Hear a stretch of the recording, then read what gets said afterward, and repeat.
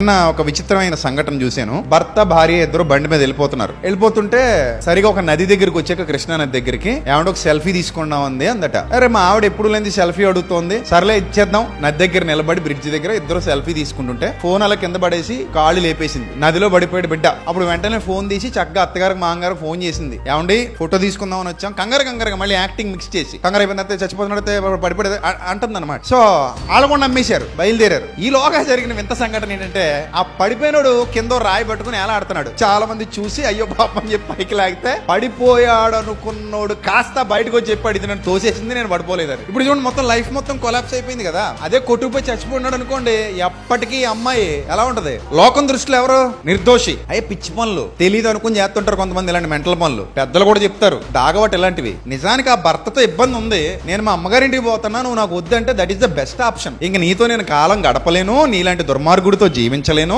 అవసరమైతే బట్టలు కుట్టు బతుకుతా, లేదా ఇంకేదైనా పని చేసి బతుకుతా, గానీ నీతో మాత్రం కలిసి బతకనని పోయే రైట్ ఆ అమ్మాయికి ఉంటదా?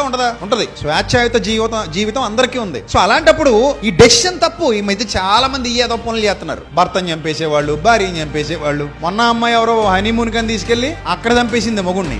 ఎంత పిచ్చి పనులు దొరికేసింది. దీనికంటే బెటర్ ఏంటంటే, నాకు వద్దు నువ్వు, నేను సెపరేట్ అయిపోతున్నాను, నా బతుకేతో నేను బతుకుతాను, ఇక నీకు నాకు ఏ సంబంధం లేదంటే that is the best option అనమాట. ఇది చంపకూడదు అలాగా.